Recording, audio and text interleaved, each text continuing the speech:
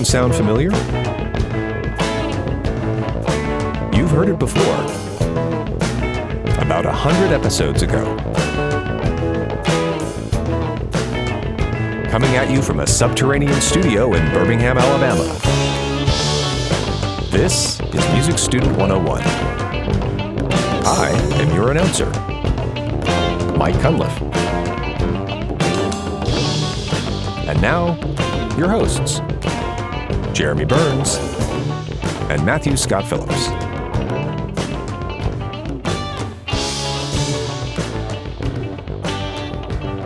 All right, welcome back to Music Student 101. Welcome. This is a pretty big deal here, Matt, today. It is. It's a bit of a milestone, isn't it? Yes, it is episode 100. And, heck, before we even get into the show, you just heard the voice of our good Mike Cunliffe, our announcer. Good old Mike, who has been the voice of our announcer the whole time, hasn't he? From the get-go. Yeah, man. And he's, and I tell you, man, Mike and I have a bit of a history from 2007. We both worked at Southern Living Magazine, now Meredith, you know. Mm-hmm. When they went digital, they decided to turn all their magazine content into video. And I, a sound recordist, and he, an editor, we saw each other all the time, worked together all the time. Oh, yeah.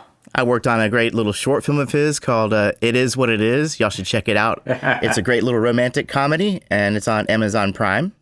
But after about 100 episodes, I'll say that I've gotten to know him much better, and he's becoming increasingly a pleasure to work with.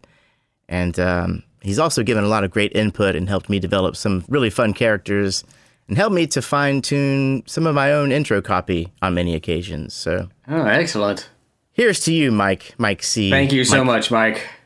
Yeah, man. And we're going to have a little fun with you in a bit, so stick around. Hey, Matt. Hey, Jeremy. We are, well, not us, but the show. We are centenarians. Happy birthday, show. Happy birthday, show. On the 100th episode. The 100. There's been 100 episodes of these. Yeah. We started way back in. Hell, I'm at a loss. I don't know. Let me think. 2017, 2016. It was something like that. At least 4 or 5 years ago. Yeah, it's been a while. It's been a while. This episode, of course, is going to be a celebration of our 100th episode and how far we've come. So, yes, there will be digressions abound. We might as well call this episode Digression because the big digression. Spoiler alert, we're going to digress. Yeah, but we will talk about music. We will actually listen to a melody or two and maybe analyze them. We're going to be digressing about music, so if that's something you like to do. Yes, indeed. Also, I have my bass, my matte black finished Warwick Corvette here, and I will play a little bit of bass for you at some point. And it's a nice bass. For those of you who can't see it, it's pretty sharp.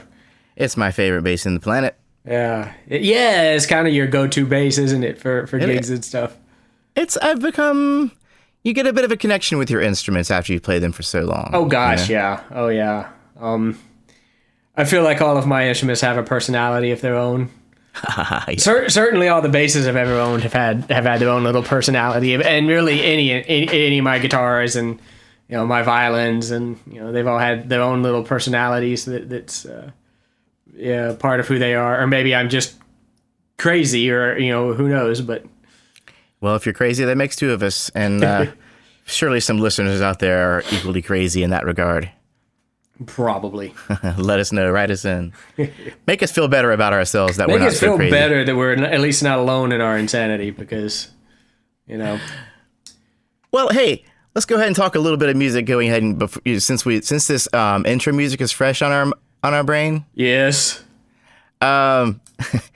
You might recognize that theme music, and I guess I will go ahead and get my bass real quick. The music intro, the bumper intro to episode 1 had this kind of thing where it's like, ding, ding, ding, and so on. So it's kind of like E. I guess you would call it, if it's in the key of E, it would be 1, 5, 4, 4, flat 7, 5. like an E-Mixolydian kind of thing.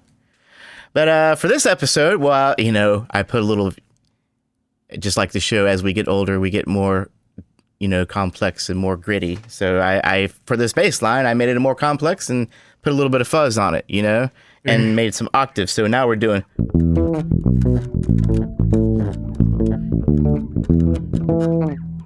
That kind of thing. I'm trying to slide into it. And so on, Yeah, good octave jumping counter melody there. I'm enjoying that. Thank you. And so using a little bit of the knowledge that we learned so far, you'll notice that if you listen to this, of course, Mike will be talking over it and we'll be fading in and everything, but I'll try and have it a little bit hotter in the mix. There's every 16 bars, there's a measure of 5. Mm-hmm. And on the 5th beat, so if I'm in E, 3, 4, 5, 1. So on the 5th beat of that 16th bar, it adds as a secondary leading tone, right? Chord, diminished 7 chord, because we just got done talking about that. Right. That leads into the next part. Except we're in a different key now. We're in G. We were from E to G. We go to 5 different keys during this little bit, and that's how we do it. Really quick. Instantaneous nice. Modulation. So using the fully diminished 7 chord is sort of a leaping off point into a new key every time. Yeah, exactly. A tonicization, if you will. And I will. Yes, I will. And I did. And we did. I didn't spend a lot of. Yeah, I didn't spend a lot of time establishing keys. I just kind of, boom, moved on. Had a lot of ground to cover in 3 minutes. Fun stuff. Well, the highly observant listener will realize that there's always, in the bumper music, some conceptual thing that has to do with the topic of the particular episode. Absolutely. So. And also I want to say, first off, like when I'm using your compositions, Matt, that's always been my favorite. I've always been spellbound sonically and intrigued by everything you do. Oh, so go on, please. I will. I'm always proud to share your compositions with the world and open our episodes with those, and it just always works so well, usually too. So you have to do more again. In the meantime, I have to. Well, I have been no slouch writing them. Getting performances in the year of COVID proved challenging. Yeah, I imagine. Getting them performed and recorded and everything was interesting. But things are picking back up. Things are starting to look good. So totally. Yeah, and I do want to say that in the times when I can't use your wonderful compositions, Matt, I do want to give a shout out to the Area 47 band, who you just heard. Who are outstanding. Outstanding, wonderful, and just, yeah, man, very easy to work with, and always excited about the stuff we're doing. Brian was really excited about this drum beat because he hadn't messed around. He's a big Stephen Perkin fan, from Jane's Addiction, who does a lot of kind of tribal, kind of tom heavy stuff. Yeah, he does a lot of tom work, a lot of floor tom work, and yeah. And so Brian really enjoyed the opportunity to do that. So, yeah, again, thanks, guys. You guys are wonderful, and it really helps make the show. Yeah, because we've got to have good music on a music podcast, right? I mean, it would seem.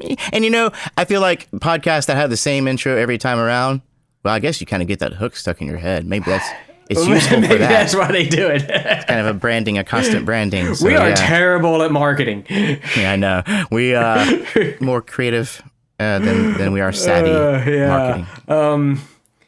Yeah, maybe you get that hook stuck in your head, but I feel like we've always had to.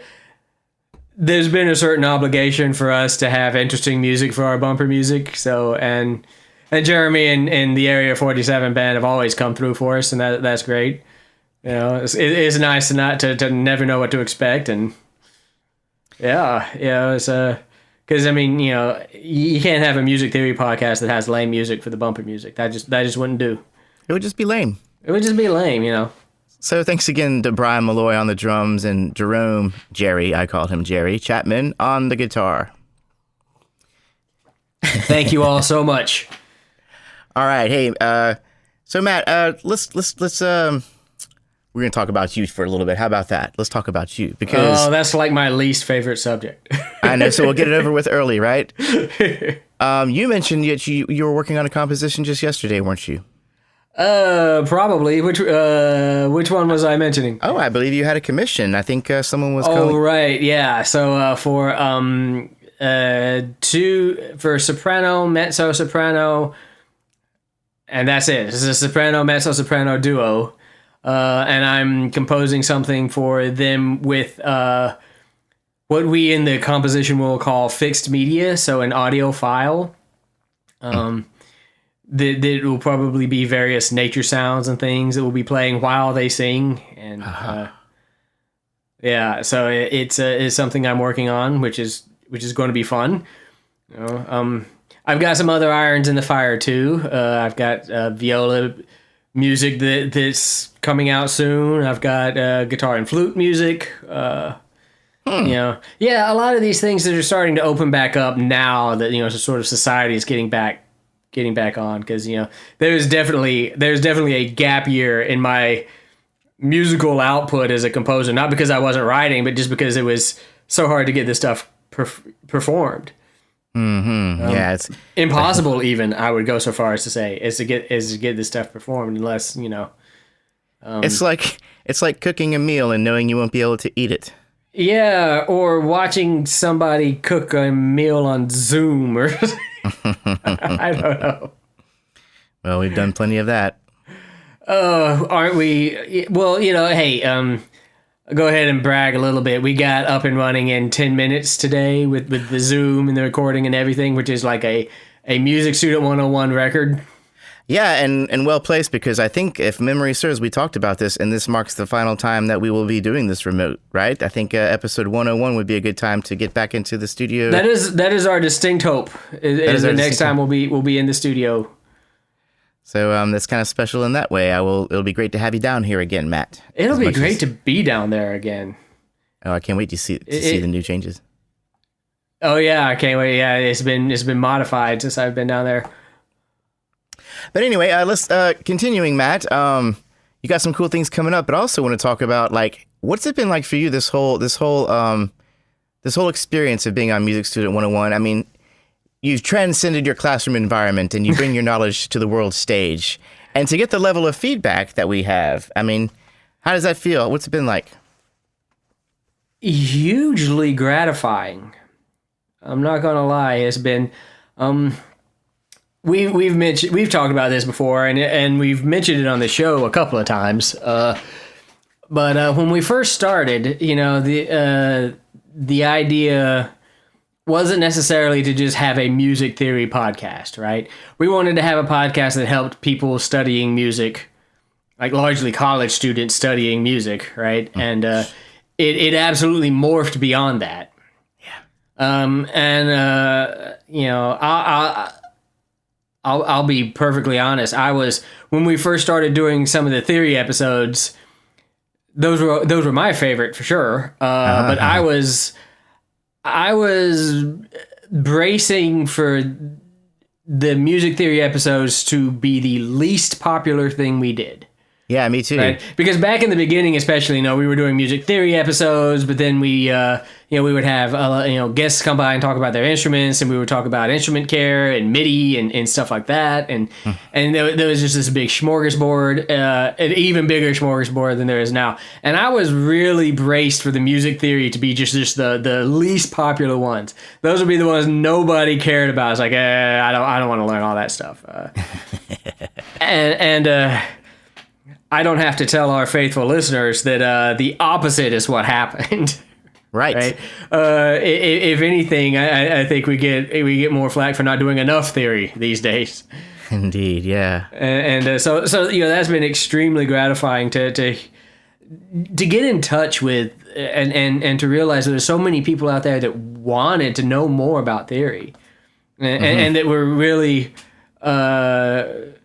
committed enough to listen to the podcast, and not only to listen to the podcast, but to email us with questions. And I answer emails from podcast listeners about theory questions. I talk via Facebook with some of them, you know, and Or maybe I shouldn't say the book of me. I talk via social media with some of our listeners and things. And I think it's okay in this case because we do have a little page on Facebook, right? We have the music student, the music student, and we should thank our friend Taylor Handleton for putting that all together. Because it is awesome. Thank you very much. We love it. It is awesome. Music Student 101 Facebook group with an exclamation point. And yeah, that is actually one of the best ways to really get a hold of us. It really is, yeah. And and so the questions that have been brought up by our listeners have been great. Have been great. Have been very insightful questions, very good questions. Very some of those questions have made me think a couple of times. Yeah. Which is I love that. I love a challenge of my own, and so yeah, it's been real gratifying. I've been amazed. I've been amazed at how much people cared about this stuff. Absolutely. And we've gotten some just really great feedback. It's been a cool thing, and we'll get into a little bit of that in just a little bit, right? Indeed, we will. We always have to have our reviews and our Patreon patrons and everything. But real quick, I want to tell you what's been going on over here. God, it's been such a busy month for me, honestly. And this is also why we're releasing this so late in the month. By God, it's going to happen in June. You will be hearing this in June, but it might be like June 29th or something like that. But anyways, here we are on a Saturday. The previous week I worked every day and had 4 band practices. And then today I just got back from a band practice because I have a CD release party with my friend Sam Pointer. And I guess we talked about that a little bit, just you and I. I guess on the last episode I brought it up. But I'd like to share with you some of the experiences I've had. And I want to share a little song that he's that is featured in this album. This is what I'm going to be playing tomorrow. This is a song called What Good Is Money. The album is called What Good Is Money, and this is Sam Pointer. And I'll give you a little tease of the title track here. G major, funky.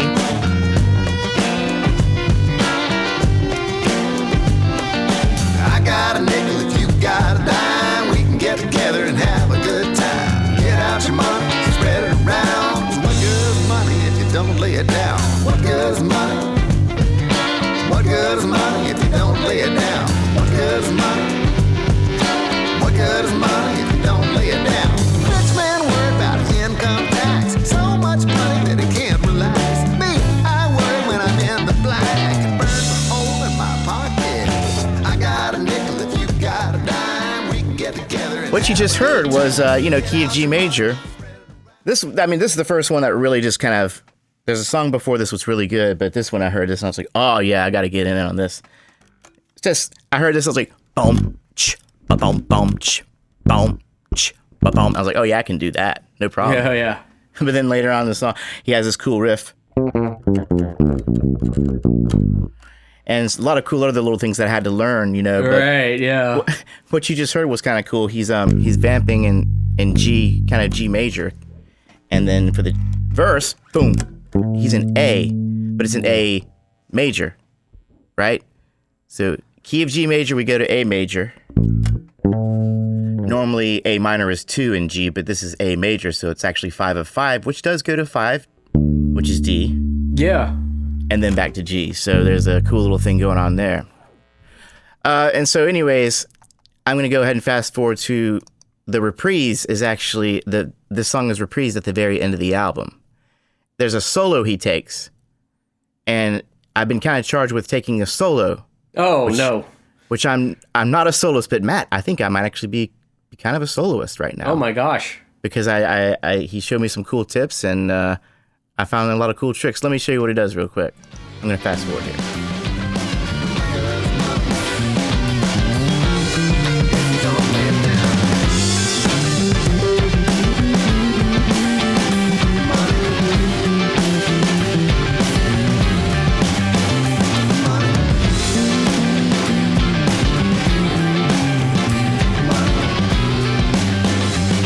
And so on. So it kind of goes into that, back into the groove, but he's doing all this really cool stuff. And a lot of it turned out to be, in the key of G, he's doing a lot of that 1 and then 8-7-8 kind of, Yeah. that kind of thing. And then the cool trick he uses a lot, and now, I've done it before a good bit, but I'm actually becoming more aware of how often it is done. It's when you have a 1 and then a flat 3 up to a natural 3, back to 1. Yeah, that's kind of a blue note. Yeah, kind of, and he's doing this, that kind of stuff. That's where a lot of that mood is coming from, so I just kind of... that kind of stuff, and just go at it for a little bit, Yeah, it's awesome. And so, for one thing, that's been kind of... That's so creative too. That with that blue note kind of thing.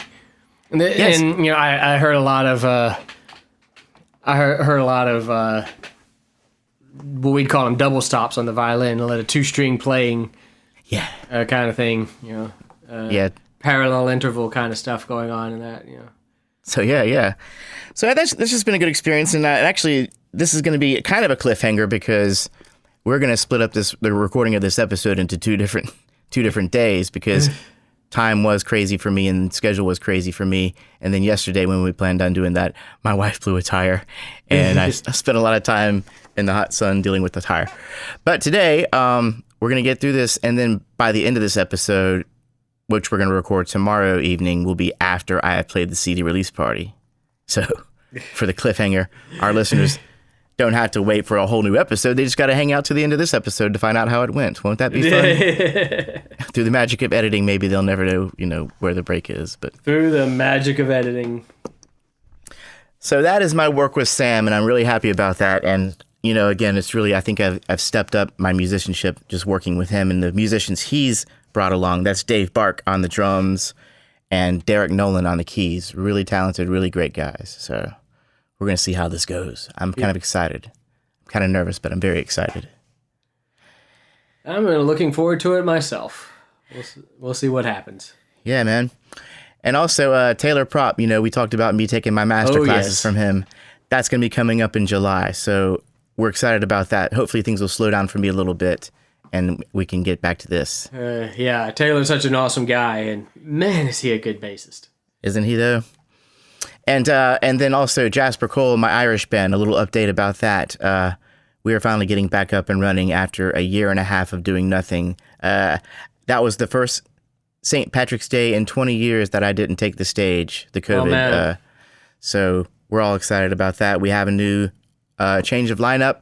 Miguel Martinez, who we actually talked to on the cover band episode. Remember? I remember, Miguel? yeah. He brought beer, and we all got a little silly. Yeah. Well, we just had a few little, I guess, conflicts of interest, and he was doing more with his other band, and he went ahead and moved on, and we want to wish Miggy the best of luck and say that we've had some of the best times with Miguel Martinez, and I hope he's doing well, and I hope he continues to rock. He's one of the strongest drummers I've known. Every note counts, like every note's his last. You know what I mean? Yeah. Having a great drummer is so important. It might be us bass players notice that. Maybe. I'm sure. No, that's not to take anything away from other musicians, but I'm always trying to lock in and listen to what the drummer's playing. So, and I always notice when they're listening to me. You know what I mean? And Miggy listens. And also who listens is Brian Malloy, who you heard on the intro. He will now be stepping in for Miguel. He will now be nice. The new drummer for Jasper Cole. So all these crazy things are happening, and really, I didn't want to say a lot about this because I didn't want people to worry about me. But during the whole COVID period, I just wasn't quite myself. I feel like I lost my identity a little bit. You know what I mean? It's like I wasn't a musician. I wasn't a podcaster. I wasn't, I just didn't know what I was. I was kind of hanging in limbo. Maybe that's a bit dramatic. I don't know. But if anyone else, I think you probably experienced the same kind of thing to some degree, Yeah, I experienced a lot of fear and panic. Yeah, well, I definitely remember that. when the minute this whole COVID thing started, my brother called me up and said, "Hey, I feel sick," Oh God. And I was like, it turned out to he didn't have COVID. If he did, he beat it or something like that. But it turned out to be nothing. But then like 2 weeks later, my aunt got sick and basically died and came back to life. She was on a ventilator. Geez. And there was just a lot of crazy stuff going on. It was difficult on the family. And I guess I got a little emotional the first time I realized this. But the fact of the matter is now I finally feel like a musician again, you know? Yeah. That's a heck of a story. Yeah. Yeah. I'm done fussing about COVID. I think we're all done complaining about COVID. I think right? we're all kind of tired of living in. I know my experience. I don't know if I ever felt like I wasn't a musician anymore. I definitely dived down a hole where my world really just didn't extend beyond the boundaries of my house, you know. Mm-hmm. And what I was doing in that world, I mean, I was still writing some and you know, trying to teach, but I think the biggest experience I remember having is just, you know, feeling like there almost wasn't a world out there, you know. Mm-hmm. And that was interesting. And I dealt with that in a myriad of ways, some healthy, some less so, but Right. But yeah, it's getting better. At least it is getting better here in the States. And we hope it continues on that path. Yeah, absolutely. Well, speaking of what's going on beyond these 4 walls, or I guess 8 walls since you're over there, let's hear what's going on with our listeners. We got a new review, right? Let's do that. Yes, we do. So we have a new 5-star review from Balading, who writes, "This podcast is a wonderful resource for anyone looking to improve their knowledge of music theory. Matthew and Jeremy are extremely friendly and knowledgeable hosts who present a broad range of topics with humor, open-mindedness, and first and foremost, a love and appreciation of music. Highly recommended to musicians and non-musicians of all levels." And thank you so much, Balading. We appreciate your support and we love hearing that we're doing a good job, and we love hearing that we're making a positive impact. Yes, and we thank you for we always love to hear how people love the show and what we do, but it helps other people find us when you do these reviews, so thanks again. It absolutely does. And he mentions musicians and non-musicians. I've often wondered what non-musicians must think of the show. It's cool to hear someone say that, actually. It really is. Because if there's one audience we haven't really reached, I worry that it might be non-musicians, right? You know, if you're not actively trying to learn about music, you know, then it's probably difficult to follow a lot of our conversations. But well, we have a very niche audience, and I would be willing to bet that at least 90% of them are musicians, maybe more. Oh, easily, yeah. But there's probably people who don't play who just want to know about it, you know, and that's totally cool. We'd like to hear more from them. Oh, sure, yeah. And we thank you again. That was 5 stars from Balading. And also Alex O'Hagan and Francis Fasalo chimed in. We want to thank them real quick. And I'm not going to read the whole review, but Alex kindly reiterates what we half joke about, the fact that we start very basic, but this has basically been a 4-year college course. Yeah. And we're going to outline how far we've actually come in a bit, but I want to thank Alex for saying that and posting the review as well. That was 5 stars. And you might remember Alex O'Hagan from a simply spellbinding composition, Mossy Oak. I do remember that. That he did on episode 80, Listener Compositions Part 2. Yeah, it was beautiful. And another new review came in from our friend Francis Vassallo, who recounted how we're able to aid him in his music courses and also reminds us about the website, reminding us to remind you guys about the website. Yes. Thank you for doing our marketing for us. Yes, go to our website. Which we don't mention enough. And actually, Francis Vassallo, we've heard from him before. If you are a Patreon patron, you might have heard the episode How a Piano is Tuned that we did with our good friend Matt Slocum. Yes, indeed. And it was a really great episode. And if you're not on Patreon, even for $1 a month, you can join up and check out all that stuff. The special episodes and more of those to come. Oh, speaking of Patreon, should we talk a little bit about Patreon? We should talk a little bit about Patreon. So we have a Patreon page. Yes, we do. I guess patreon.com/musicstudent101, and that's where people can donate monthly to us, be it $1, $3 where they get a mug, or whatever I find to replace the mugs. More on that in a second. Or the perfect fifth members, those who give $5 a month or more, can actually ask a question, and we will make a little mini episode out of it. And we will spend at least 15 minutes Guaranteed. Answering your questions specifically about music. Yeah.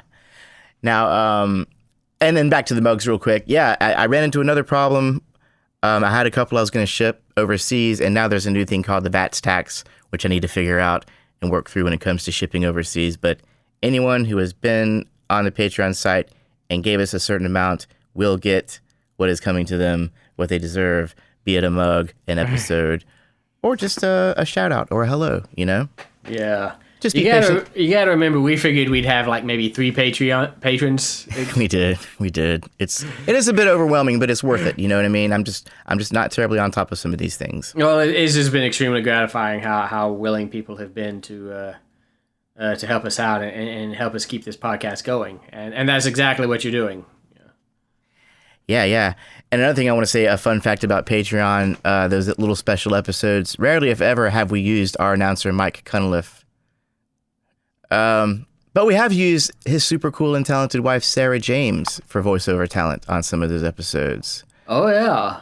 You may also remember her wonderful vocal intro on the beginning of our Middle Ages music episode. Yeah.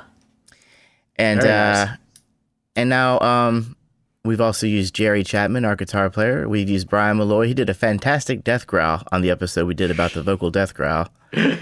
And Jerry's wife, Dana Chapman, and my wife, Heather, who I also have to thank for bringing the wonderfully talented Chloe Lundberg into my life, who I've also used quite a few times for voiceover talent on the Patreon episodes. So it takes a village, right?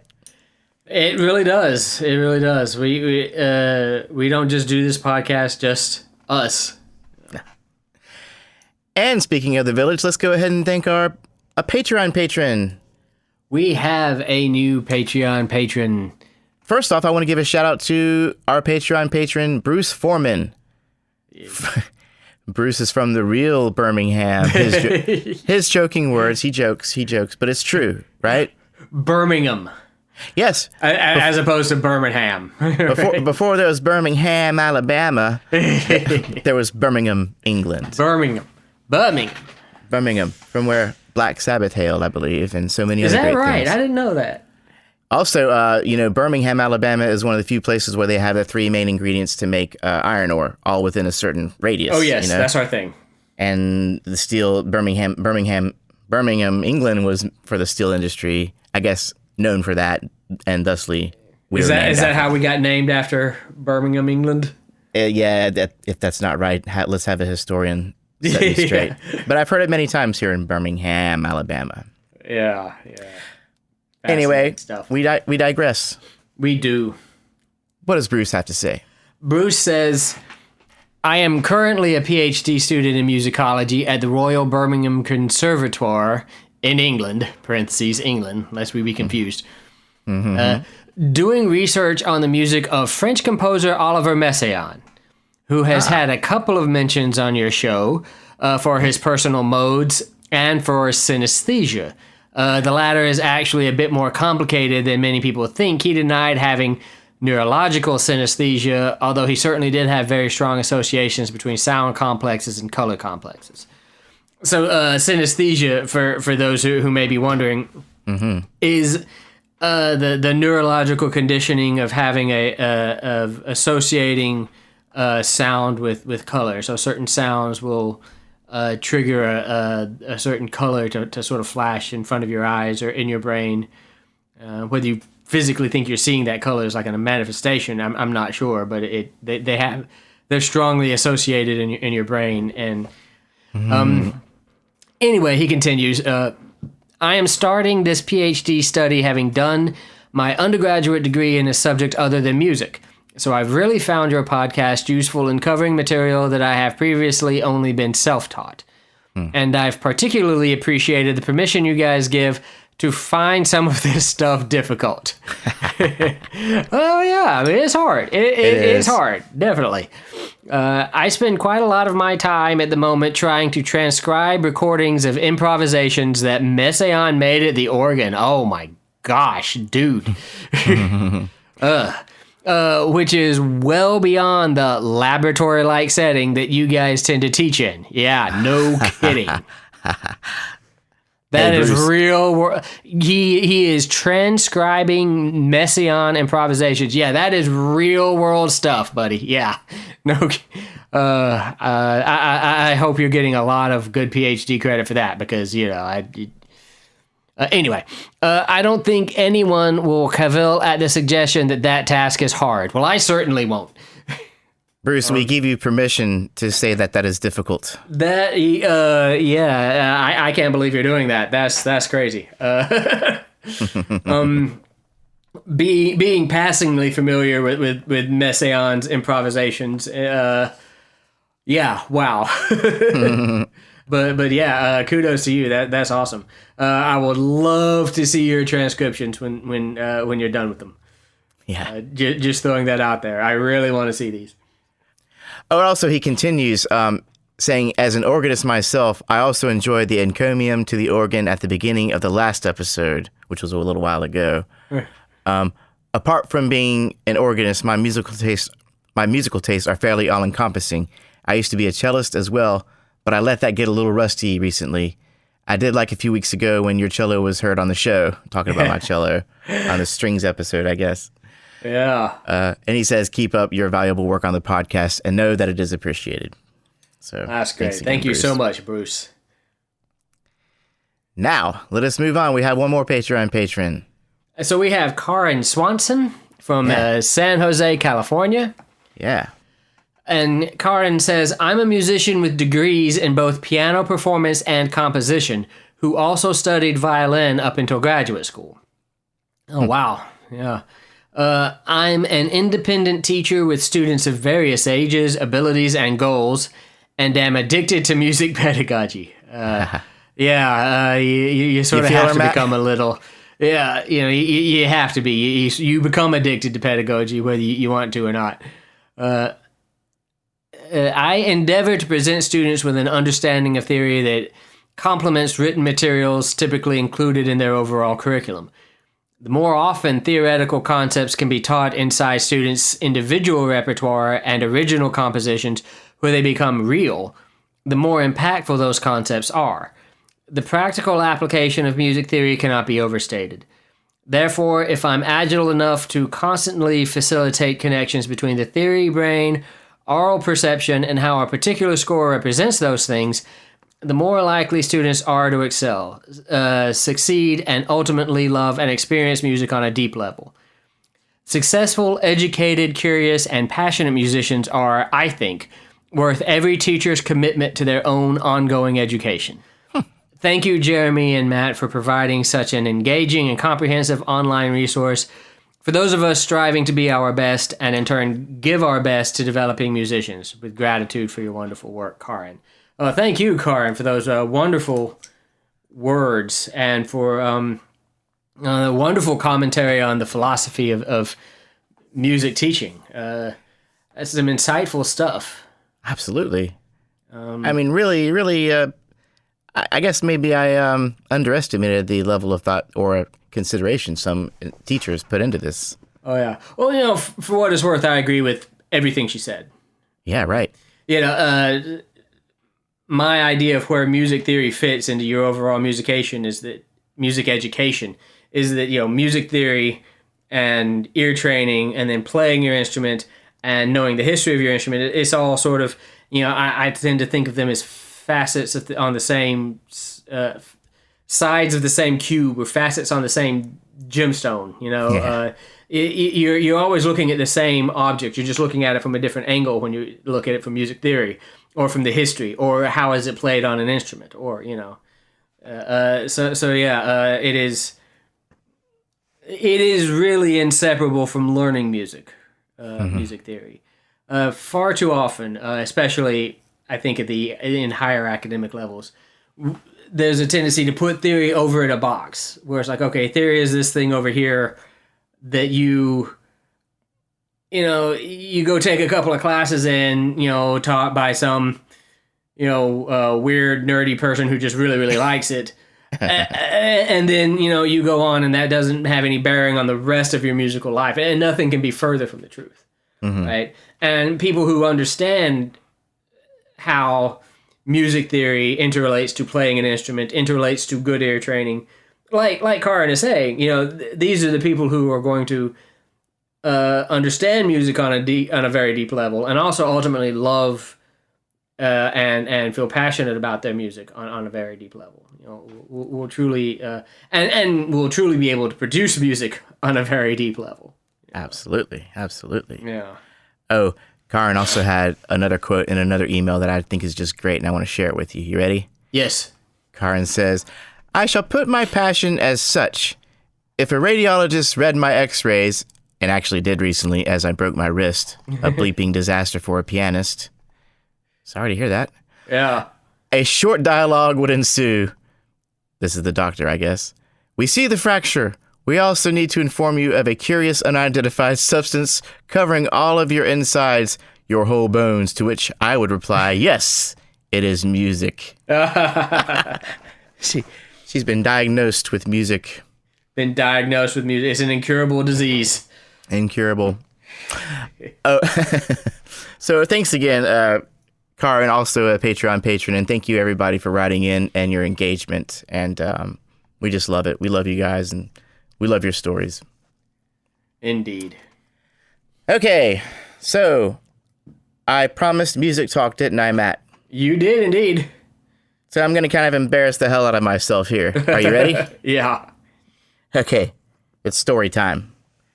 Back in college, when I lived with my band Tonal Vision, we had 2 pianos, and we had it was really kind of like the perfect little pad for a bunch of music theory students. And I had my cat Fu, short for Fu Shi, the ancient sage who found the I Ching wisdom.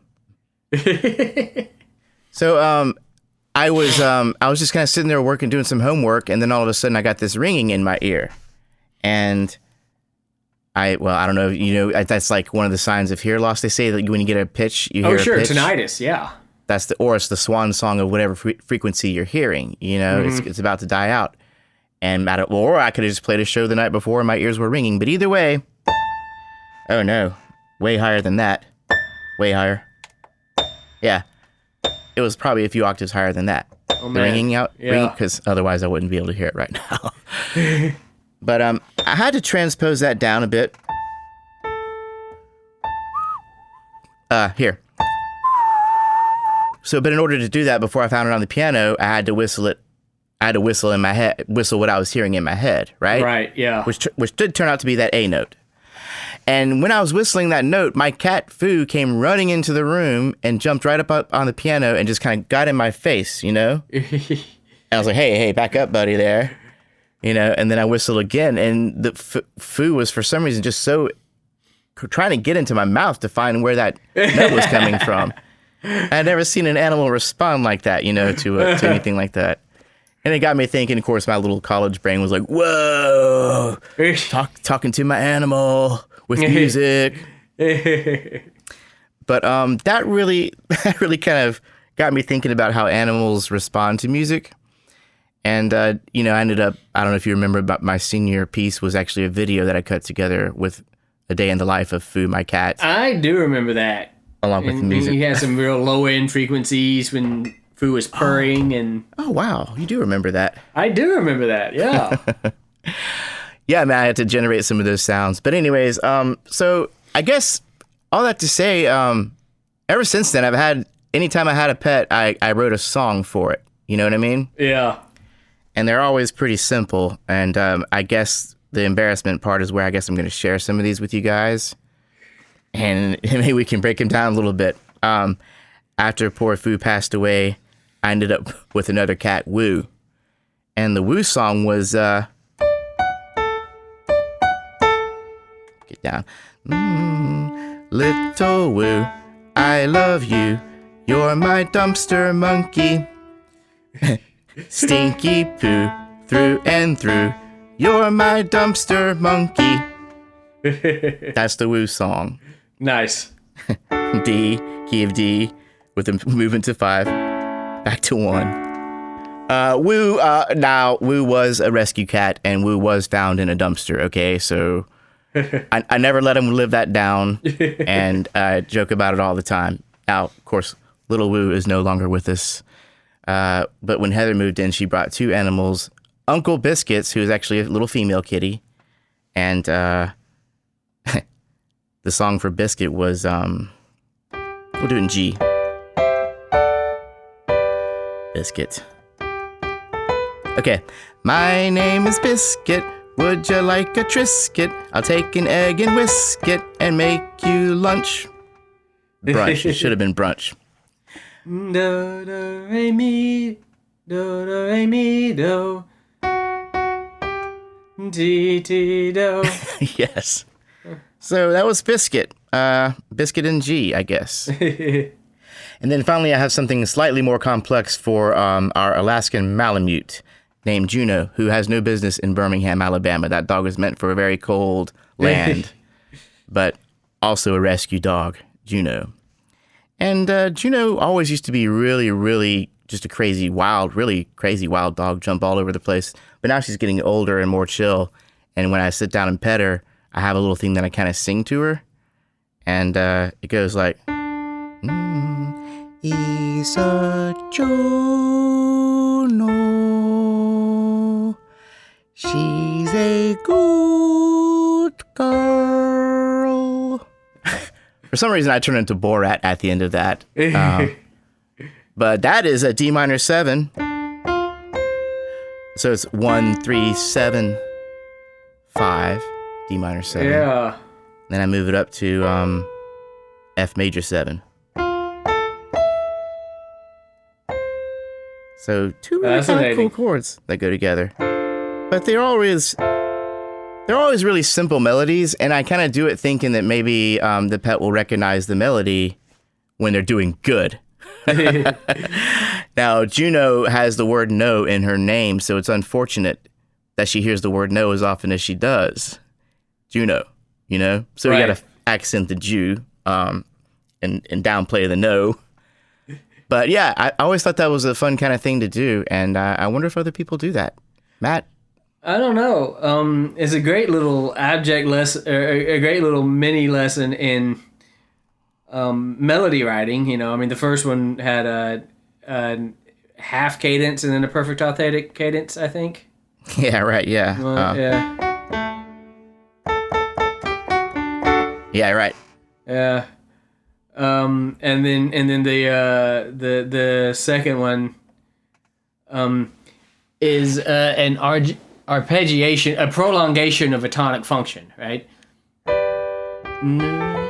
re, mi, do. Yeah. Yeah. Do, re, mi, do, ti, ti, do. So, you know, followed by a 5, the sort of just neighbor note motion, right? I mean, if you were to put chords behind that, you would probably put 1, 1, 5, 1 would be the simplest thing to do.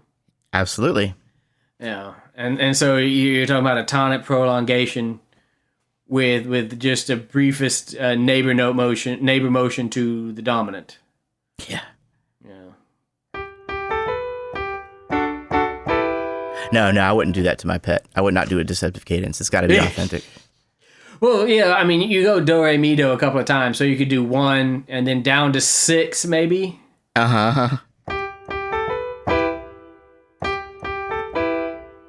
And then 5. Yeah. Oh, well. Well, you know, I like to keep it simple for their simple little smooth little pet brains.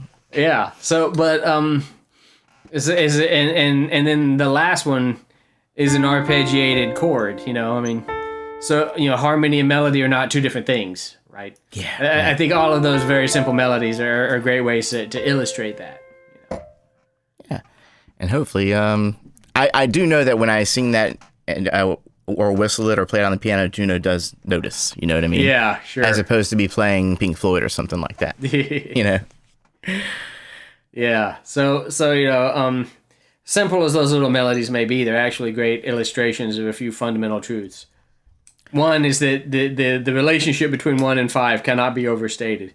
Even in its basic levels, harmony is about 1 to 5, is about the departure from 1 and the return to 1 through 5. Yeah, absolutely. And another thing, the idea that harmony and melody are not inseparable. They're not two different things. Harmony is derived from melody. Yeah. And melody it can be thought of as a function of harmony.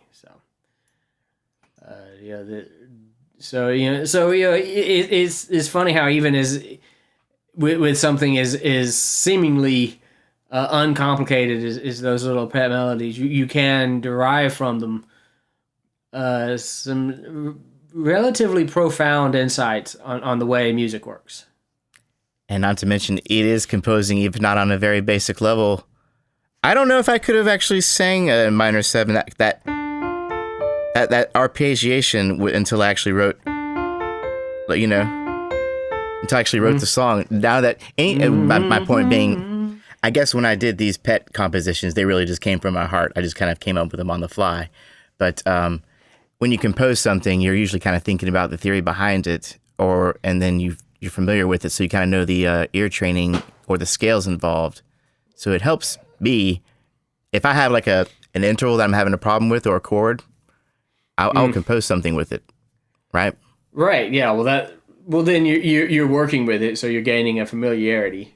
Yeah. I don't know. There's lots of different ways to compose, and there's really no such thing as the correct way to compose. Many people start off with theory ideas that they then try to express out. Yes, that's where all the soundscapes came from. Yeah, all the bumper tracks. Exactly. And then other people are sort of looking for a particular mood or a particular psychological state that they want to reflect, and then they're looking for the theory principles, whether they're thinking of them that way or not, that are going to best reflect that state. So there are people who say, well, let me explore these theory concepts and let's see what mood I get. And then there are people who say, well, I want this mood. What theory concepts are going to create that mood? Mm-hmm. And then there's all kinds of other ways too. There's probably 100 other different things that you can try to get to. Oh yeah, just a melody pops in your head, like in the elevator or something like that. Yeah. Well, not the elevator music, but just anytime you're hanging out, maybe a melody pops in your head. Yeah, I have to be careful with that. Anytime a melody pops into my head, I'm usually stealing it from somewhere. Oh yeah. Why is this in my head? That's funny. Yeah. I have dreamed a few melodies before. I was having a dream, and in my dream, some music was playing, and then I woke up and rushed to write it down, and that's cool. Turned into a couple of pieces. Yeah. No kidding. Oh yeah.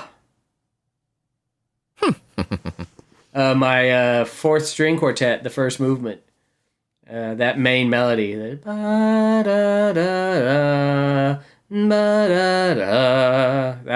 was I dreamed that. Yeah. Okay. Wow. That's pretty cool. Yeah. Well, the subconscious is a scary thing. It is. Gosh. Well, I don't know. I guess I just wanted to share. I think that let's go ahead and ask people if they write songs for their pets to go ahead and share them. We'll see if we do. People and their pets can be annoying. We know this, and there are probably people who wanted to drive into a pole when they heard me singing my pet songs. But I think it's a funny idea to communicate with, and I think it'd be fun to do an episode about animals and music. You know what I mean? Because they use music. Whales and elephants use low frequencies to communicate over long distances, and birds higher frequencies over shorter distances. The animal world is fraught with music. Well, John Cage had some pretty philosophical ideas about what you call music.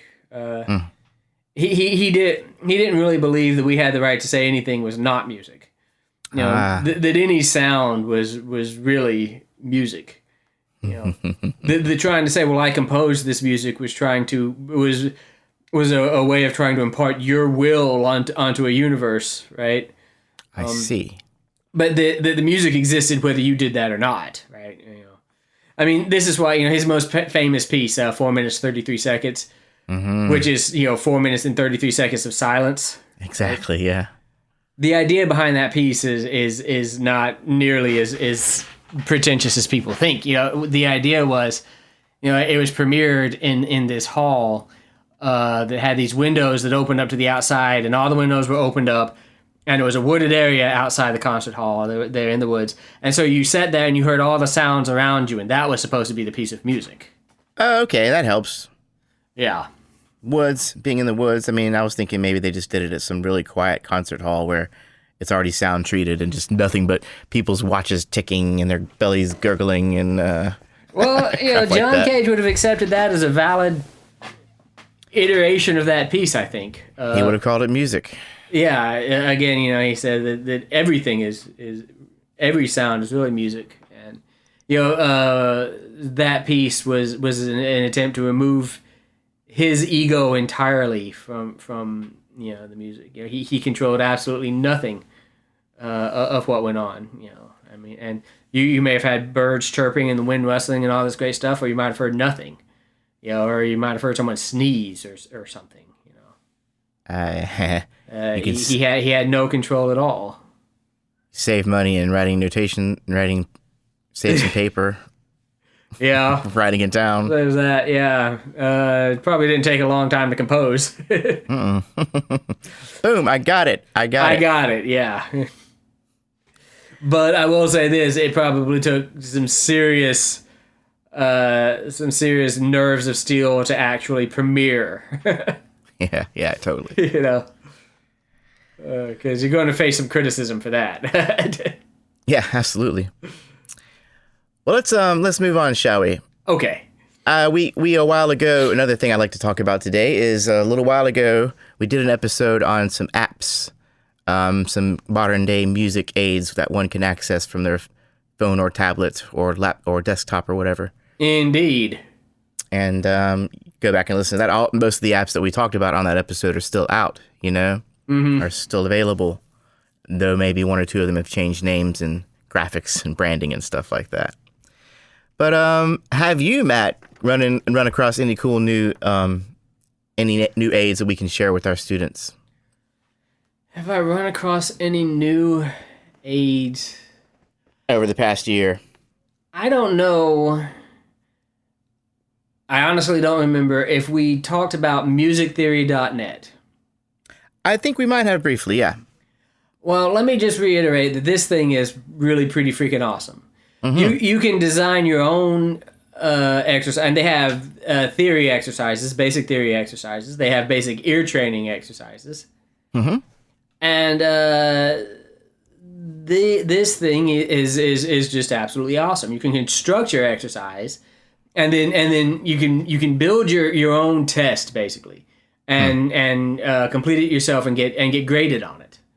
You know, nice. And can take it and see how you do. When you able to do as well as you want to, you can move on in complexity. This is something I've started requiring my students to do, and it's a great thing. It is truly a great thing. Nice. Musictheory.net. Absolutely, yeah. I would highly recommend that. Do you recall if that is a paid service or a subscription service? It's free. You just got to look at some ads every now and again, I'm sure. Yeah. You have to look. You may have to look at some ads every now and then, but I know nobody has to pay for it. Small price to pay. Oh yes. 0. Yeah. Well, we haven't really talked about set theory very much, but we will one day. And when we do, there's an app called Post-Tonal TK that you may check out that will reduce to prime form any combination of notes. Oh. Very handy to have on hand. It will create a matrix for you of any 12-note row, any serial row.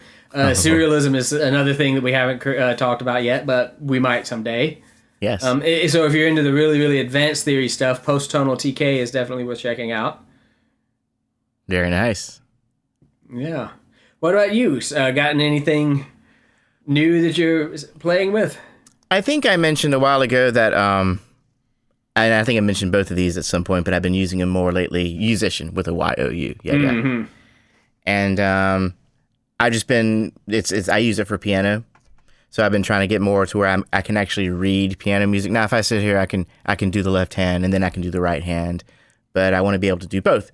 And this app actually plays music live and with notation moving, and you have to hit the notes as you see them. And you can use notation, or you could use like little number system and stuff like that. But that's been a very helpful one.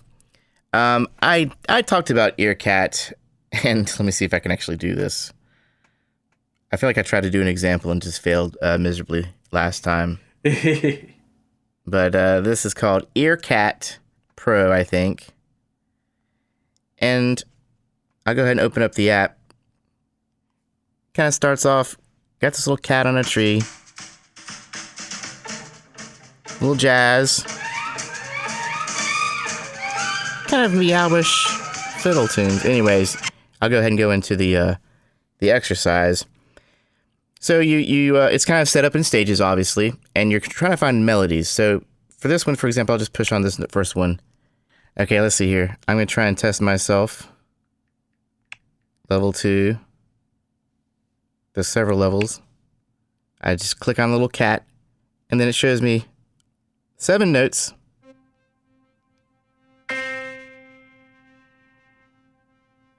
So it's playing the tonic. You hear that? Oh, yeah.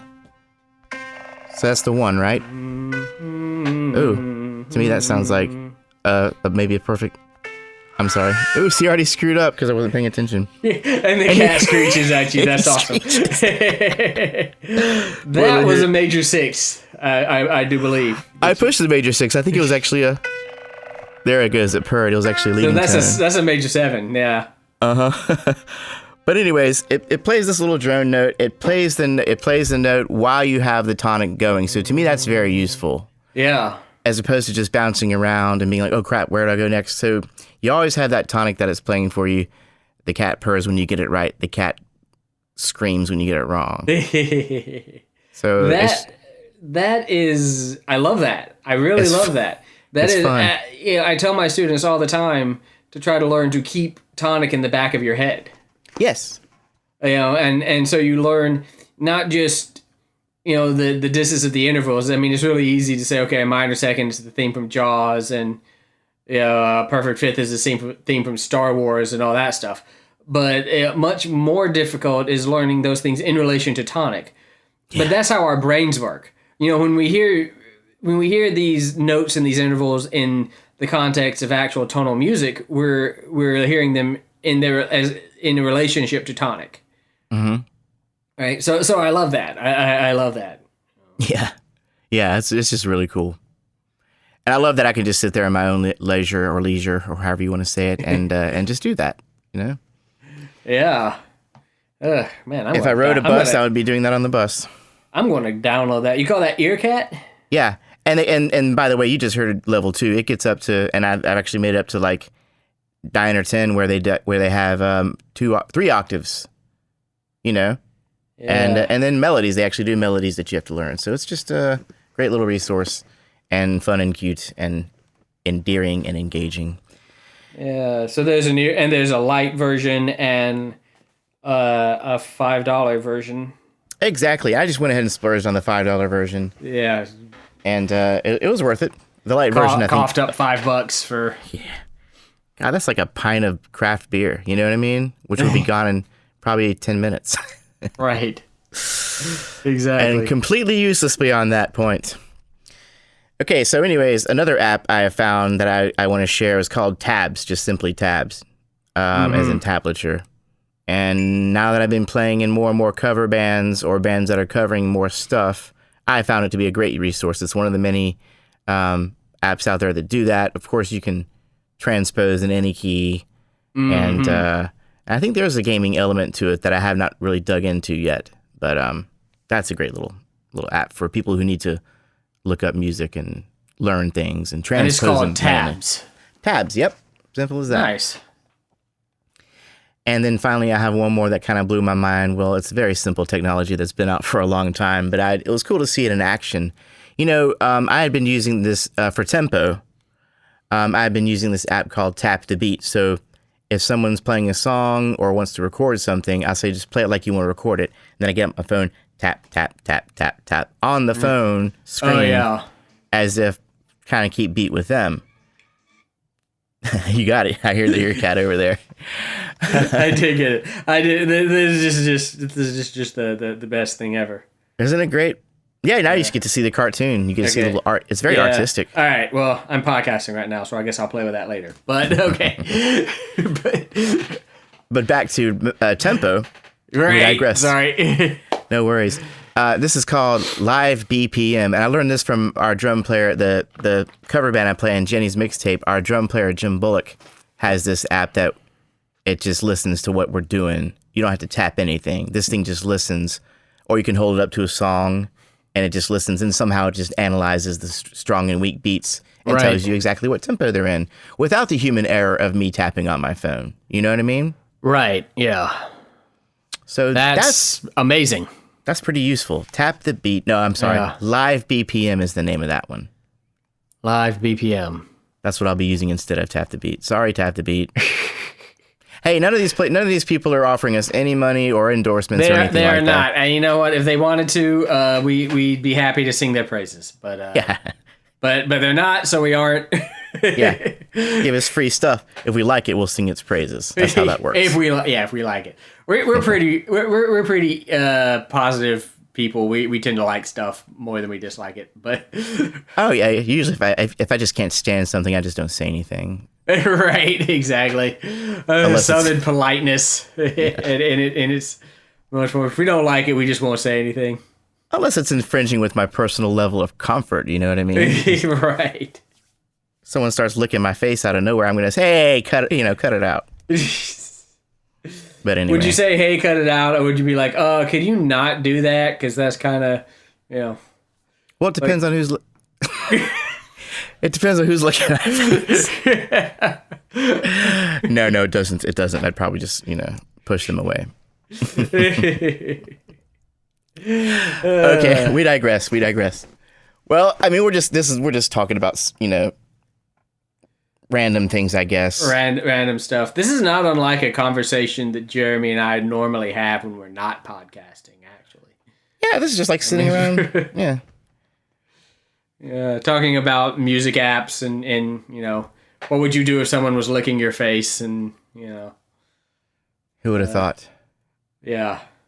So now, Matt, even though I call you Matt, you are Matthew Scott Phillips, DMA, Doctor of Musical Arts.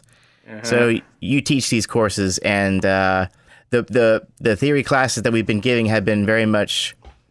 I guess we draw material from different texts. Koska Payne. We do. We surely do. But it's also mainly based on your curriculum, your syllabus, right? Somewhat, yeah. My syllabus / just the general way in which these things typically flow. So let's tell our listeners how far they've come at this point. Okay, well, let's see.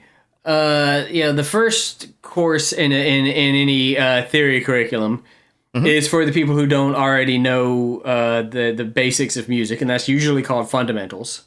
Yes. Right.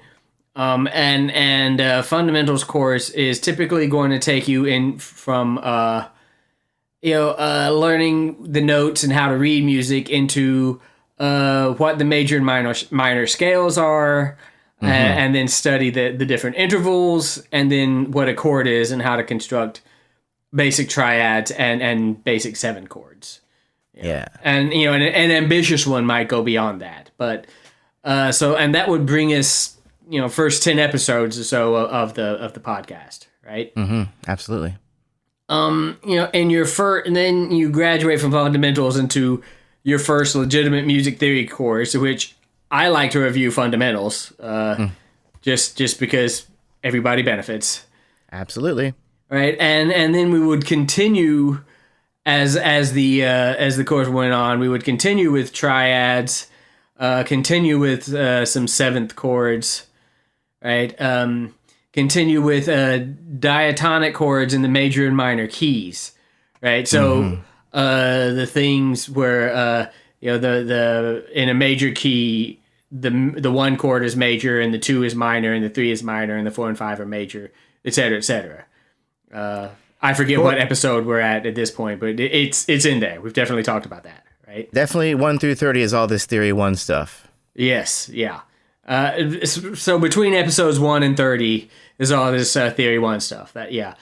Principles of voice leading. We did 3 big episodes on counterpoint.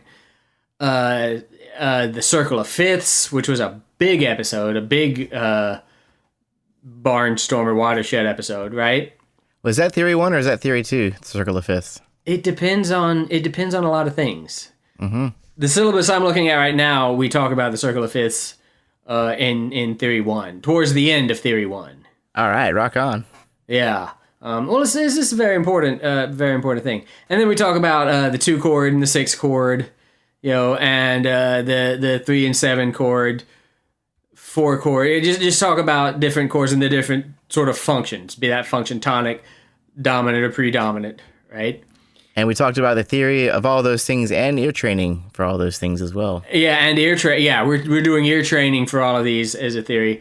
So about through episode 30 of the podcast, we're dealing with Theory 1 sort of stuff, right? Mm-hmm.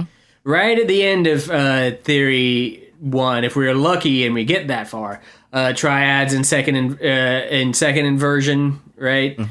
The 6/4 chords, and then cadences, phrases, and periods, which we would have probably called form and analysis part 1. Yes. Right? Yeah. Absolutely. Theory 2, we will begin by reviewing Theory 1. So we'll start, there's a little bit of overlap here, usually the way I do it. So we'll jump back and talk a little bit about the Circle of Fifths. Sure. 1 and 5 chords. First inversion triads, second inversion triads, move on to non-chord tones at the beginning of Theory 2-ish. Yeah. Right? So passing tones, neighbor tones, move into other non-chord tones like escape tones and appoggiaturas and things like that. So by the middle of Theory 2, we're talking about the 5/7 chord in all of its considerations. And all of its inversions and how important that chord is. Yeah, it's a big one. It's a big one. And then we start moving into other diatonic 7th chords like the 4/7, the 6/7, all of those 7 chords. And then at the very end of Theory 2, if we are lucky, we can get into secondary functions, right? So 5 of 5s and 5 of 2s and all of that stuff. And then end with modulatory techniques and some binary and ternary forms. Yes, and that took us through roughly from episode 30 through episode maybe somewhere in the 50s or 60s. Yeah, it's going to be about 60-ish. And that is Theory 2. Mm-hmm. Your third theory course, as soon as I pull it up, we'll again review some of this. Yeah, review secondary functions.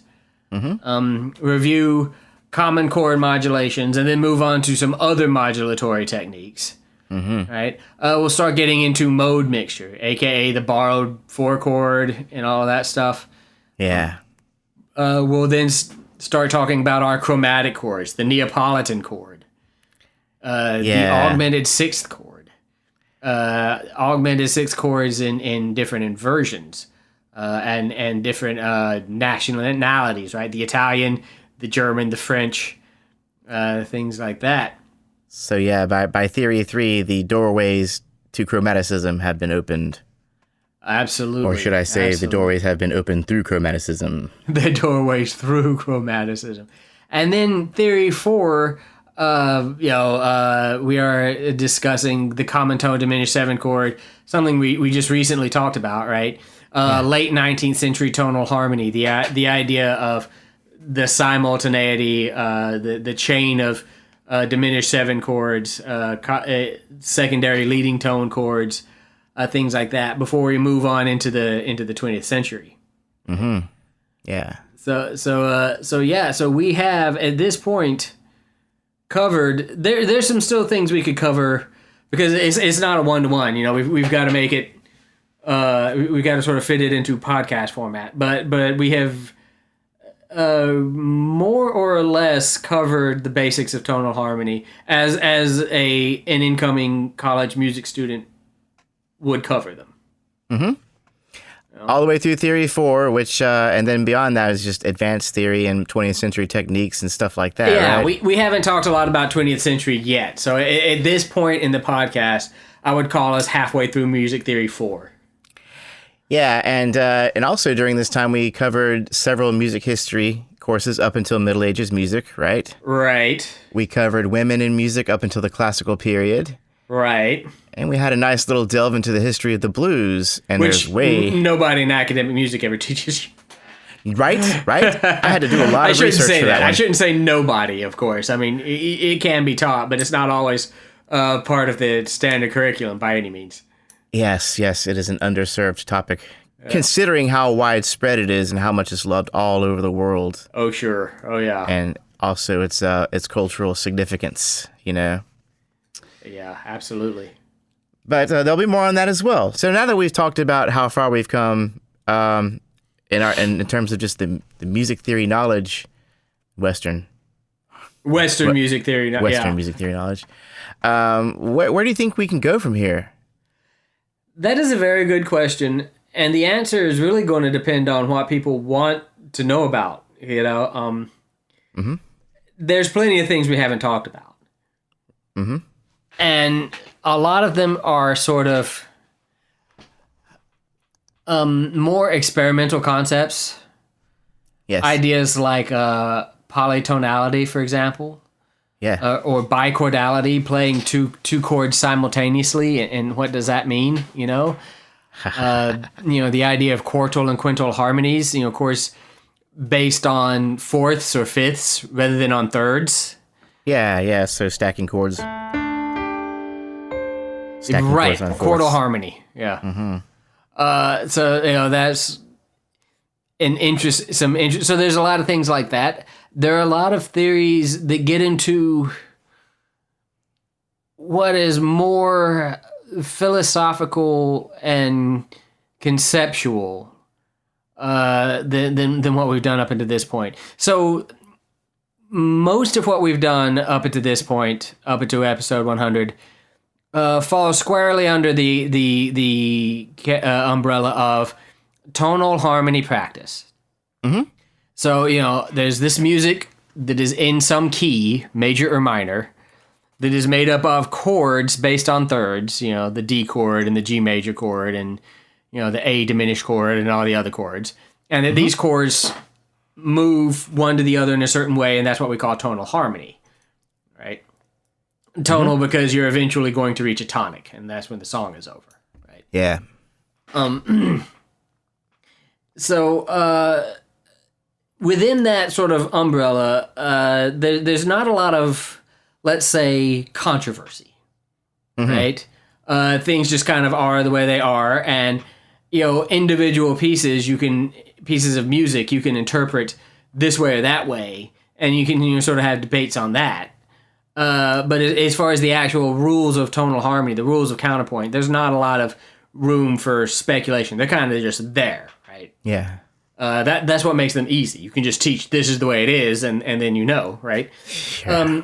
Going forward, things are a lot more philosophical. You know, there are theories about what composites the underlying framework of tonal music. Mm-hmm. And does that framework really exist? Is that something we can really hear? You know, and that's a lot less cut and dried, you know? Abstract. There are styles of music, serialism, for example. Some people say, you know, is this style of music something that you need to know about if you're going to be a practicing musician?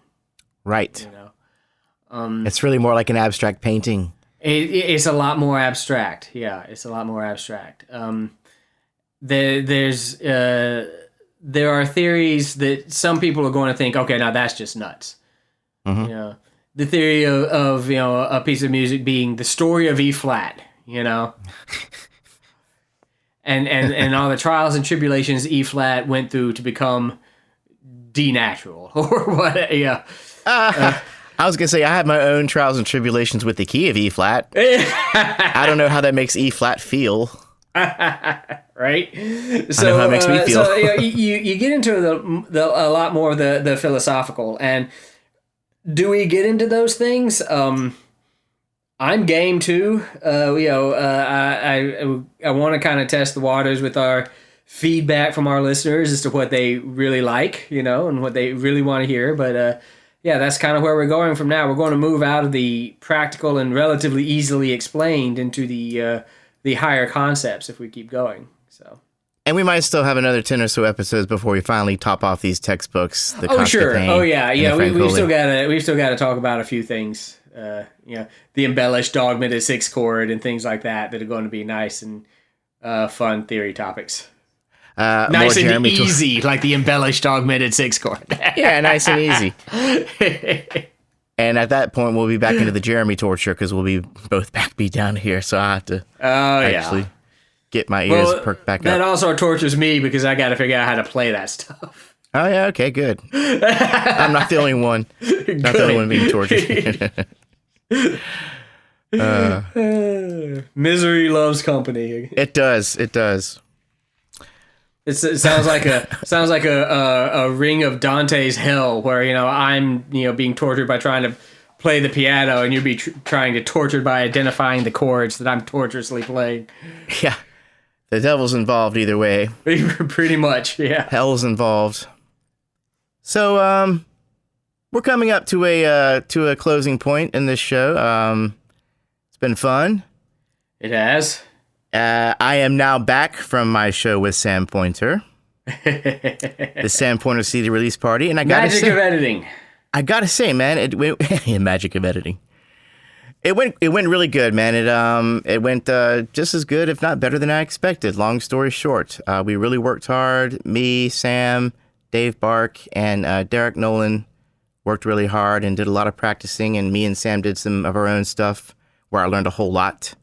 And he showed me some other cool things in terms of technique and actually, how to hold your hand better. I've always been like of the philosophy, cover 4 frets with 4 fingers. That might not be the way to go, especially with my hands. But Sam has had hand problems in the past, and he went to physical therapists and learned some things and showed me some things. So long story short, that was just the tip of the iceberg for what a cool experience it was. But I'm back. And, it all went good. It all went great. It was a great show. Wonderful. Glad to hear.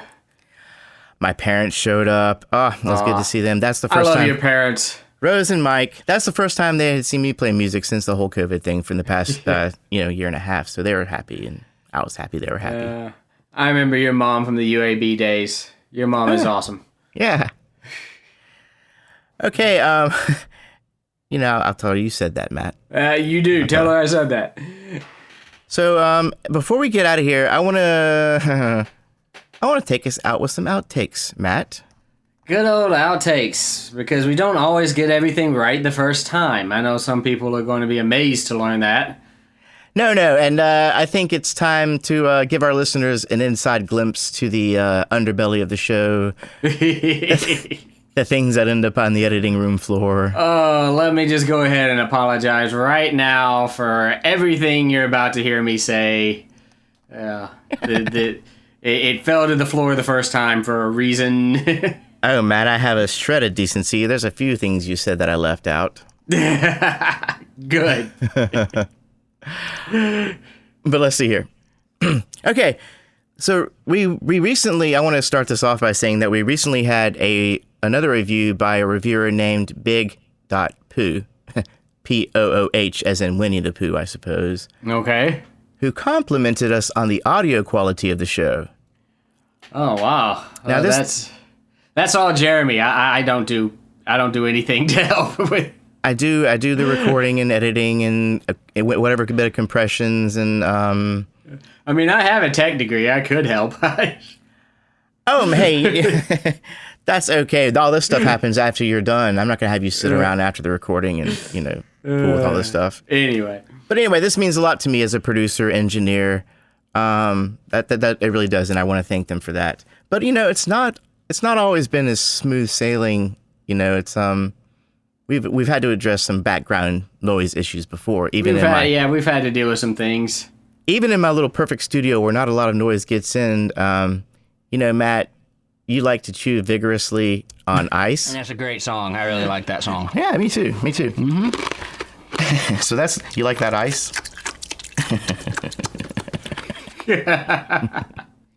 Yeah, so that didn't make it. Didn't make it into the episode. Me quite, guys. I actually recently injured my jaw crunching on ice. So So I'm trying very, very hard to break myself of the habit now because it caused me pain. Well, earlier in the show when ice crunching bothered us before, we vowed to go to blended ice drinks and we did that for a little bit. Then we just stopped caring about it. We just stopped caring, yeah. Right. But back, and I still care about this, but I've often had problems with papers, right? Because I'm an analog kind of guy. And then we get into extensions, right? Yep. And in the case, I'm trying not to make fucking paper noise when I'm turning my page, meanwhile I'm tripping all over the place. Now, let me direct your attention to. Jesus, I'm keeping spilling these papers everywhere. Okay, now.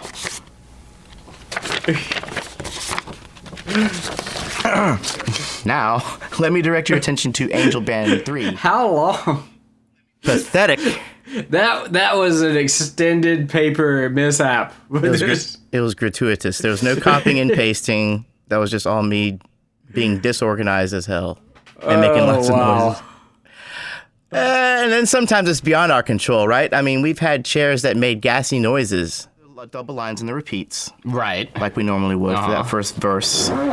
And that chair is killing me. It's got all these squeaky little kind of gastric noises. Kind of gassy noises. No, I'll be still. You're just no, be yourself. But I don't know why it started squeaking. It didn't squeak like that. You remember that?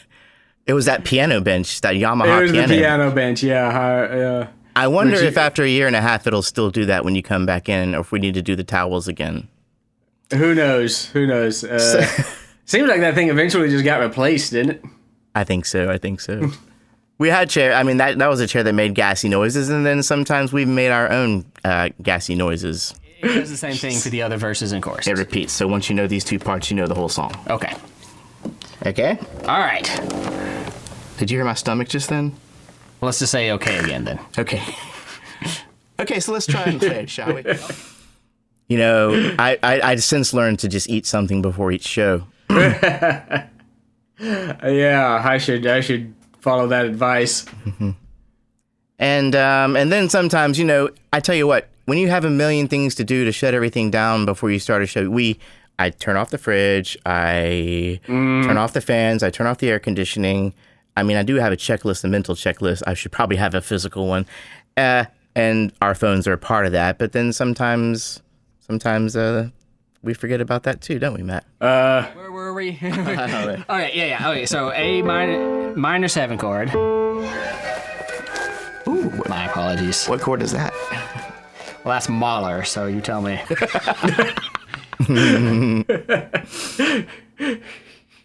Wonder what chord that was.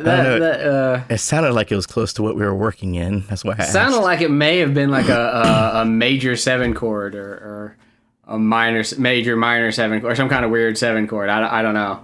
Well, I've never really paid it that much attention. That's your ringtone. It's my ringtone. You think I would have paid it more attention? But. My phone has interrupted us many times, but it's always just a ding. So that's not fun. Yeah. Mahler, that's fun. Well, not when you're trying to podcast. No. Hey, Matt, we've also had many compliments on our delivery and our ability to explain things. I kind of dread where this is going. But through the magic of editing, we can get through days like this. You know, I've struggled with names myself. I'll go ahead and say that. So there's our first listen. Amon, great job, man. Very nice. Very emotional. Okay. I just said his name wrong again. One more time. Amon, it's Amon. I keep on calling him Amon. Okay. Amon Kelly. We've been through this. We apologize. We apologize for messing up your name. It's not that hard a name, really. I don't know why. Me and Amon are cool. We've talked about this. Okay, good. And then Matt, you've had your own stumbles with names as well, haven't you? Oh, most certainly. Here's a good one. So Fanny Coppin, Coppin's like copper? Coppin, yeah, instead of Coppins. Okay. From so Bell. Franny Coppins. One more time. So Franny Coppins. And it's Fanny, not Franny.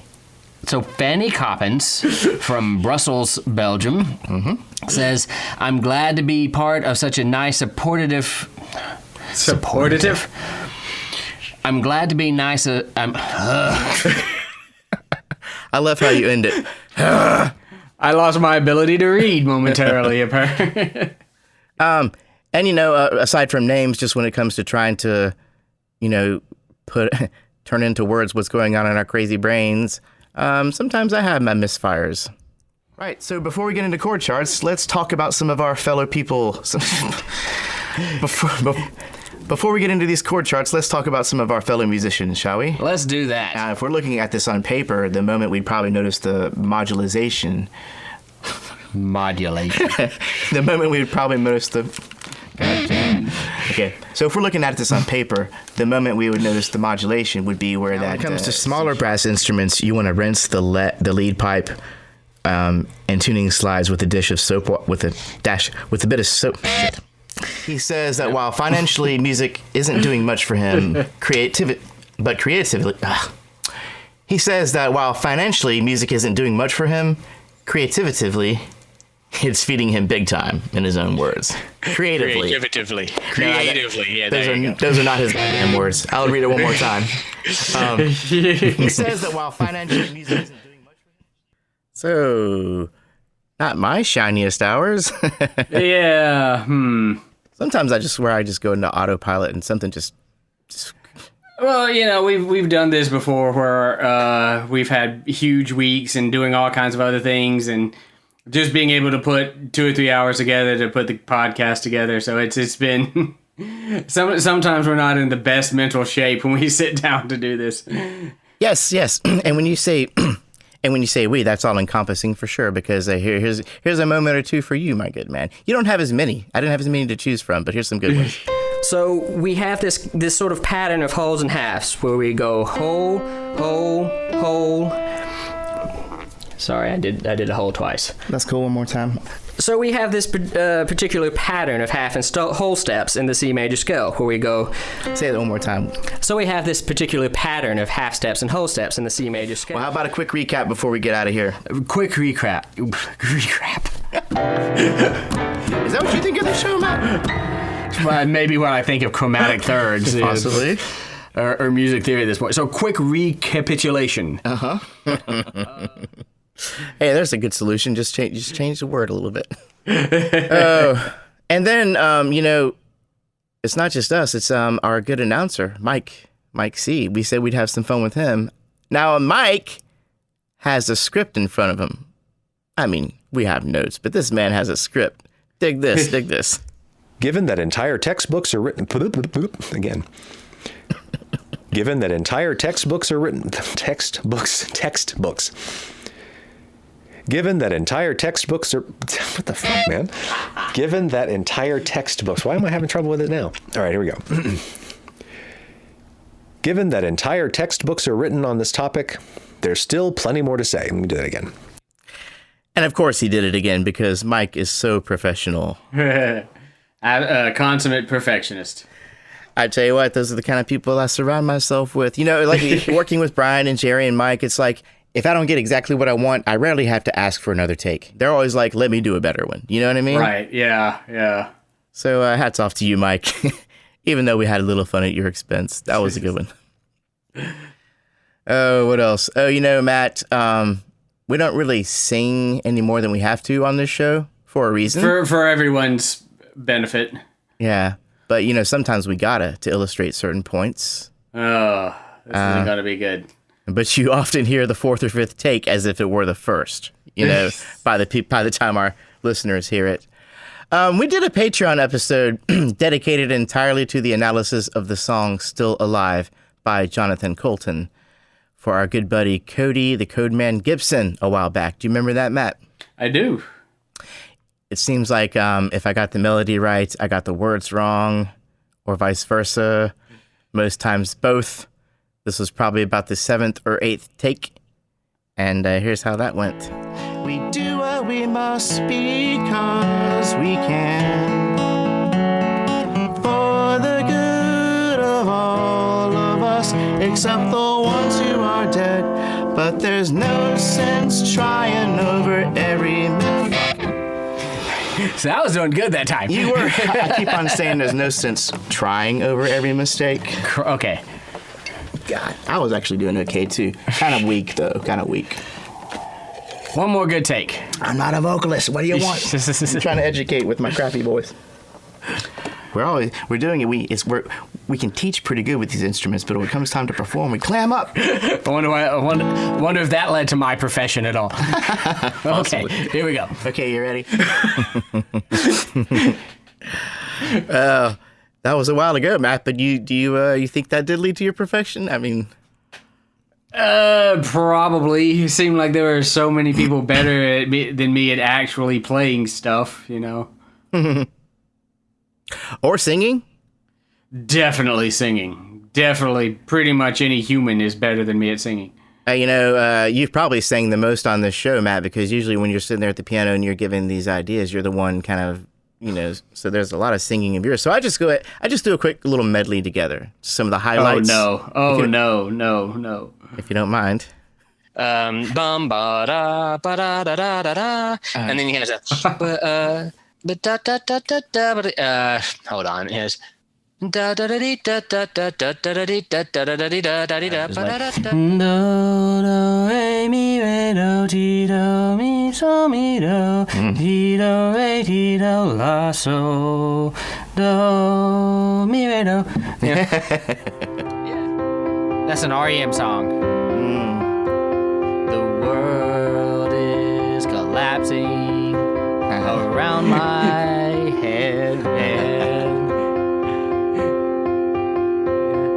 Okay, all right, never mind. Let's start over. I mean, I had to close it with the REM. I don't remember doing that. I deny all. I could have deep faked you, honestly. Fake news. I guess I could. Fake news, fake Matt. Oh, man. Well, those have been some of the funner moments. I often, when I record these things, I do save the funny moments and put them in a big bloopers folder in case one day we can use them. And 100 episodes later, yes, we were able to use some. Excellent. And I think I had fun with that. It's weird doing your own bloopers, but I hope our listening audience had fun with that. I hope so, too. But before we close out, Matt, I do have one more thing, if you don't mind. What's that? And this is going to haunt me to my grave, and I hope it does the same to you, unless you can finish your initial thought. We were ending an episode. I don't recall which one. And let me preface this by saying I've had good days and bad days, as have you. And I Absolutely. think we make a pretty good support system for each other. We've always been bros like that, right? I mean, homies. Right. Oh, yeah, totally. This time we were wrapping a show, and I critiqued myself, and you began to chime in as I was walking towards the Pro Tools station, and I hit stop right before you finished your sentence. Oops. And I'd love to hear what you have to say. Let's hear what you said here. Let's hear how this all went down. Continue stepping with us. Join us on this hike. Yeah. Okay. That's great. Oh, God. I just sucked way more than I thought I would. Let's see. Hopefully we got all that. Mm-hmm. Yep, still on. Now, let's see here. Well, you suck in one critical area. What's that? That's it. That's where I cut it. Oh my god. And you probably told me, but Matt, please tell me, what area, critical area, do I or did I suck in? Oh, buddy, I have no idea. There's so many. There's just so many. No, I don't remember. I don't remember. Well, let's say this. Whatever the critical area was, it obviously wasn't critical enough for me to even remotely recall what I said right after that. So it must not have been that critical, right? Okay, I'll sleep a little better after Just that. sleep a little better with that, because I honestly I have no idea anymore what I was. Wow, I'm such an asshole sometimes. It won't follow me to my grave. Maybe my 60s or something like that. Just your 60s or something. Yeah. Wow. Yeah. No, I can't believe. I'm positive because I don't remember being pissed off. So I'm positive that you're trying to be nice and help me. I'm sure I was trying to be helpful. Yeah, that's. If you're gonna suck, this is the perfect place and way to suck. You're saying only in one critical area, and I don't remember. I don't remember what it. That's such a me thing to say, you know, and I don't recall at all what the area was. I need people like that. I do. We all do. So it must not be that important. Nah. That's my spin on it. Is it wasn't that critical because I don't remember what it was. So. Oh, so case closed, huh? Right. All right. All right. Well, I guess that wraps it up, y'all. For this 100 episodes, anyway, we will see you for the next 100. And yes, as you heard, there's plenty more to come, so keep on listening. We'll see you soon. Thanks for sticking with us, and keep on listening. Normally I'd have more to say, but you can find anything you need for contacts, donations, merchandise, and of course, study guides and aids on our website, musicstudent101.com. Now, we're going to let Jerome Chapman's sweet guitar solo say everything else. Peace, love, and music.